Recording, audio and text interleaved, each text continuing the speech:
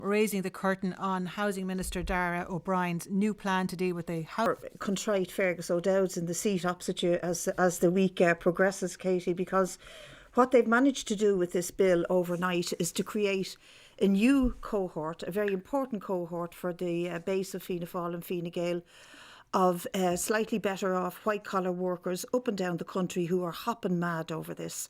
That you could say that an affordable house is 450,000.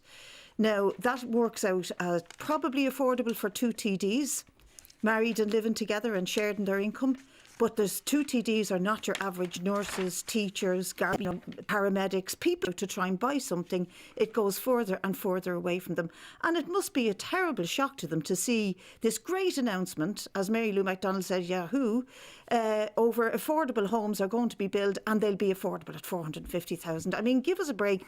What planet are they on? And this is why I think Fergus is so contrite tonight and why so many Fine Gael TDs are going to be contrite and will try and remove themselves slightly from this policy because it is a Fianna Fáil minister. But my God, they've set the ground for it. Over the years through Owen Murphy and before that with Alan Kelly in government with them, they have set the ground, they have set the pace for it. I've always held my views. You can't say Company A builds 50 houses and 50 people come along and buy them. That's what happens at the moment and that's what should continue.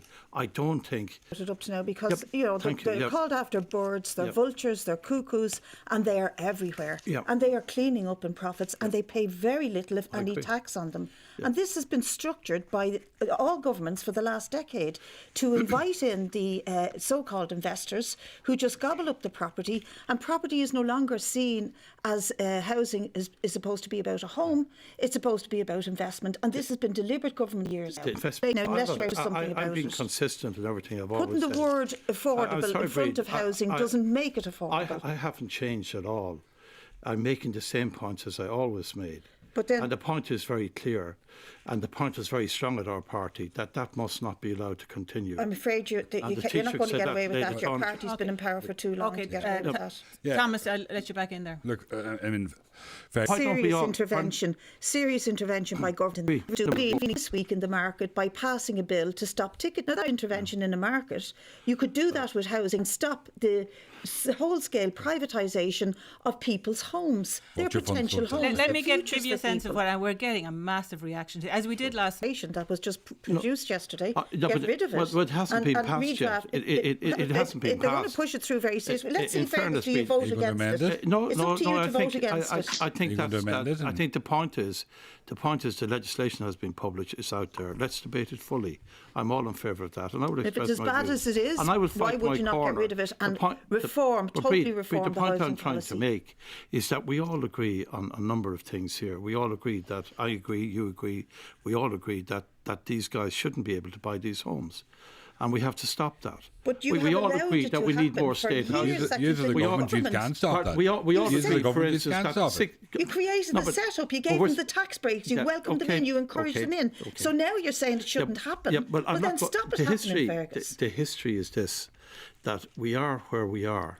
The vulture funds and the cuckoo funds that buy up the property, then we should tax them if they're and payments from the state to house people who are in need of public housing. So we double down on promoting them, on protecting them, on giving them tax breaks, and then we use taxpayers' money to put people into housing that they should have from local authorities or that they should be able to buy. I believe if a house is not a primary residence, and if the person who owns it isn't in a nursing home or otherwise ill, that we should tax that. The funds are not in nursing homes. No, we've done that. For all the apartments in Dublin, the vulture funds it's done in other countries. It's done in other places, and it's working. And I think that would put...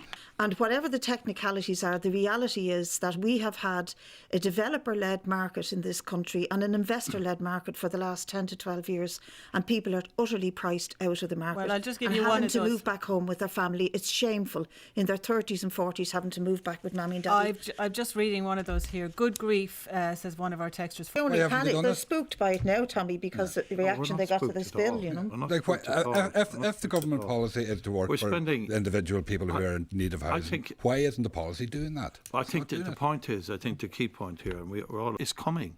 So we're going. I want to do it. I know how it should be done. People would disagree with me, but I think this is what has to happen. In my short time as a TD, I'm probably not as long-serving TD as the other two here with me, or Rebecca's a senator, I know that, but in that short period of time, every time the government feel the heat from below, they put this argument, we're all in this together. It's not that long ago when I remember senior members of Fine Gael being totally against repeal the 8. They felt the pressure from below, and all of a sudden we were all yes together, we were all in together. The same was true of the campaign for same-sex marriage. And then when it came to the water charges, and they were really scared about what might happen, they had to change their tack when we all got into this together.